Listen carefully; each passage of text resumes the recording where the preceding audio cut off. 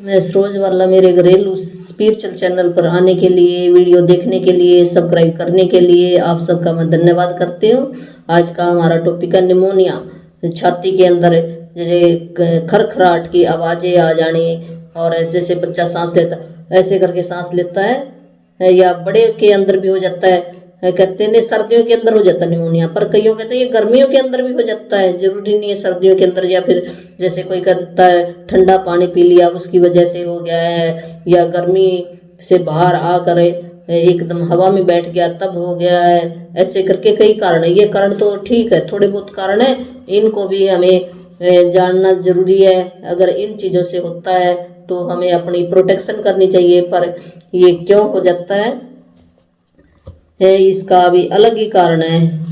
Pneumonia होने का भी, हमें निमोनिया क्यों होता है? जब हमारे सांस के अंदर भी कोई भी दिक्कत होती है, जैसे कोई निराशा है, हमें निराशा है और वहाँ पर हम सांस अच्छे ढंग से नहीं ले सकते। तब अगर हमें सारा दिन नहीं, मान लो 24 घंटे में हमें 18 घंटे हमें किसी दुख के अंदर बिताएं तो हमारी सांसें भी कमज़ोर हो जाती है। हम इतने आराम से सांसें नहीं ले पाते, या तेज होएगी और छोटी सांसें होएगी। और ऐसे ही हार्मोन हमारे अंदर एक्सक्रीट होते हैं। जीवन में थके रहना, जब हम थकावट महसूस करते हैं, बाहर नहीं जाते, तरोताज़ा नहीं होते, तब भी ये निमोनिया होने का कारण है। और भावनात्मक किसी ने हमें फिजिकली तौर पर या मेंटली तौर पर, फिजिकली तौर तो थोड़ा बहुत ही होता है, वो जख्म तो भर जाते हैं, पर मेंटली तौर पर किसी ने कोई ऐसे हमें दर्द भरे या दुख भरे कोई ऐसी बात कह दी है जो हमें चुभती रहती है, हमेशा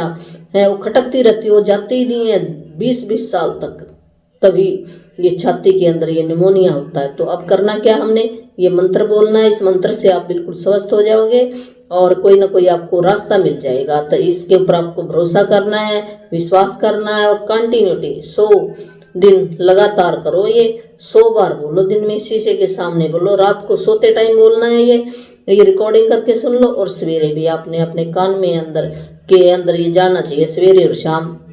आप बिल्कुल स्वस्थ हो जाओगे। तो आपने क्या बोलना है अब, जो आपने अंदर ये निराशा थी ना, उसकी जगह हमने ये नया पैटर्न बना लेना है। जैसे हमारे जिस पत्थर के ऊपर हम रस्सी से निशान पड़ जाते हैं ना, उस निशान को तो नहीं मिटा सकते, पर उस निशान के ऊपर हम एक और निशान बना दें तो वो निशान नीचे ढक जाएगा। जो हमने निराशा के ये अंदर, या किसी ने कुछ कह दिया, वो हमने जख्म बना लिया, उस जख्म के ऊपर हम ये अब पॉजिटिव मलहम लगाएंगे और वो ठीक हो जाएगा हमारा जख्म।